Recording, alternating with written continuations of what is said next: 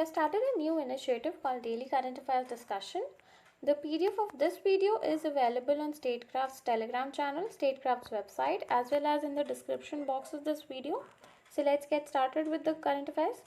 So in the first part, we'll discuss news items related to prelims, and in the next part, we'll discuss news items which are more of mains oriented. So we'll start with elephant seals. So these are large ocean-going earless seals in the genus Mironga. There are two species of it, the northern elephant seal and the southern elephant seal. So they were both hunted to the brink of extinction by the end of 19th century, but their numbers have since recovered. These elephant seals get the name from the prominent noses of the males that resemble an elephant's trunk. These seals are the largest seals on earth, and their ICN status is least concern. Male elephant seals grow to over 13 feet long and weigh up to 4,500 pounds, whereas females are slightly smaller. Threats associated with these animals are entanglement in marine debris, fishery interactions, and boat collisions. Next, we'll talk about lightning. So, what lightning is? It is a giant spark of electricity in the atmosphere between clouds, the air, or the ground.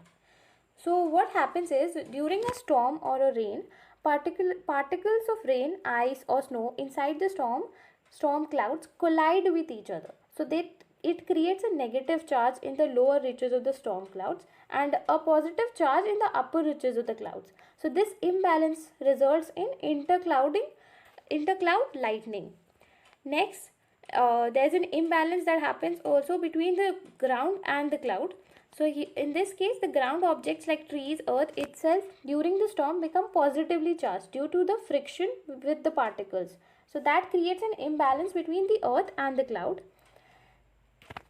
This imbalance the nature seeks to balance this by passing a current between the two charges, that is from the cloud to the earth. Thus, lightning is the process of occurrence of a natural electric discharge which is of a very short duration and has a high voltage, which happens between the cloud and the ground or within a cloud, and it is accompanied by a bright flash and a sound and sometimes thunderstorm. So there are two types of lightning, intercloud or intracloud lightning, which are visible and are harmless. The next is cloud to ground lightning, which is harmful. So recently we have heard news about 18 elephants who were died in the hilltop of Assam after being struck by a single flash of lightning. So they died due to the current flowing through the ground. This phenomenon is called step potential. Next we'll talk about Govar sapota. So Govar sapota, it's a fruit and it is known for its sweet and unique taste. It is believed that the unique taste is derived from the calcium-rich soil of Golwar village. Next, this fruit has got a GI certification, that is Geographical Indication Certificate, and it is held by Maharashtra Rajya Chiku Utpadak Sangh. This fruit is being grown in many states: Karnataka, Gujarat, Maharashtra, Tamil Nadu, West Bengal and Andhra Pradesh, which Karnataka is known to be the highest grower of this fruit, which is followed by Maharashtra. Next news is about Fake Buster. So it is a deepfakes detection tool for video conferencing and video conferencing scenarios. So recently during the pandemic, we have seen there's an increase in online meetings and works and classes. So this is a solution that enables a user or an organizer to detect if any other person's video is manipulated or spoofed during a video conferencing. So the technique will find out if some imposter is attending a webinar or a virtual meeting on behalf of someone else. So it can also find out faces manipulated on social media to defame or make a joke of someone. Next, we'll talk about retrospective tax. So it is a topic related to economy. We'll first see what retrospective means. So it means to look back on something that has occurred in the past. So in case of retrospective tax, it means to pay tax on goods and services which has been purchased in the past or their income related to it has been earned in the past. So this retrospective tax can be levied on people due to maybe there's a change in the law, a law has been amended, or new rules of taxation has been introduced in the economy.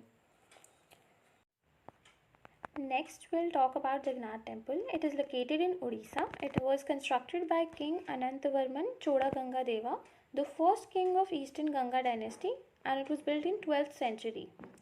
It is dedicated to Lord Jagannath, a form of Lord Vishnu, and Jagannath's Puri temple is also called Yamanika Tirtha. According to the Hindu beliefs, the power of Yama, that is the god of death, has been nullified in Puri due to the presence of Lord Jagannath, who is also known as Lord Krishna. It is an important prelims related fact that the temple is called White Pagoda, and in Odisha itself, there is also one other temple that's called Black Pagoda, that is Konark Temple. So this Jagannath temple is a part of the Char Dham pilgrimage, that is Badrinath, Dwarka, Puri and Rameshwaram. The temple is famous for its annual Rath Yatra or Chariot Festival, in which three principal gods, that is Jagannath, Balbhadra and Subhadra, are pulled on a huge and elaborately decorated temple cars. Some other features of the temple are there are 4 gates to the temple: Eastern Singhadwar, which is the main gate, Southern Ashwadhara, Western Vyagra Dwar, and the Northern Hasti Dwar. There is a carving on each form of each gate. The Nila Chakra, or the blue wheel posed on the top of the temple, is made of 8 metals or Astadhatu. The Aruna Stham, which is a monolith structural pillar in front of the Sindhwar, that is the main entrance. With its sculptural richness and fluidity of the Oriya style of temple architecture, it is one of the most significant monuments of India. The temple also has 4 distinctional sectional structures. First is Dwela or Vimana or Garbhagriha, where the 3 gods are lodged on the Ratnavedi, that is the throne of pearls, in Rekha Dwela style. Next is Mukhashala, that is the frontal porch. Next is Nata Mandir or the Nata Mandapa, which is also known as Jagmohan, which is the audience hall or the dancing hall. The 4th one is the Bhoga Mandapa, that is the offering hall. This is a picture of Jagannath temple. It's in Odisha. Next, we'll talk about zeolites. So, National Carrier Air India has begun the first of its zeolite cargo flights. This was done after the government of India started the process of importing zeolite from across the world for use in medical oxygen plants. So, about the use of zeolites in medical oxygen plant, the technology was developed by DRDO, and it uses pressure swing absorption process and molecular sieve zeolite in oxygen generation. So these zeolites are used as absorbent material. So in an oxygen concentrator, zeolites are used to absorb atmospheric nitrogen and then vents out the nitrogen. So this leaves only oxygen gas in these concentrators, which can be used by the patients. In high pressure, the surface area of zeolites increases and thus is capable of absorbing large quantities of nitrogen. So about this pressure swing absorption process, so it is a technology used to separate some gas species from a mixture of gases under the pressure. So this operates at a near ambient temperature. The specific absorbent materials such as zeolites or activated carbon are used as a trap, preferentially absorbing the target gas species at a high pressure. Talking about zeolites, they are a microporous, 3-dimensional crystalline solid of aluminium silicate. So they have small openings of fixed size, which allows the small molecules to pass through them easily, but the larger molecules cannot pass through them. So this is that is why they are sometimes called molecular sieve. So zeolites are either formed naturally or they can be synthesized. Other properties of it are they are stable solids and they can resist a variety of environmental conditions. The melting point of zeolite is a very high, that is over 1000 degrees Celsius, but they don't burn. They also resist high pressures. Moreover, they also don't get dissolved in water or other inorganic solvents. Since zeolites are not reactive and are obtained from naturally occurring minerals, they do not have any harmful environmental effects. Next topic is climate change destroying the oldest cave art. So we have already seen so many negative impacts of climate change. One new unique impact is that it also affects cave art forms.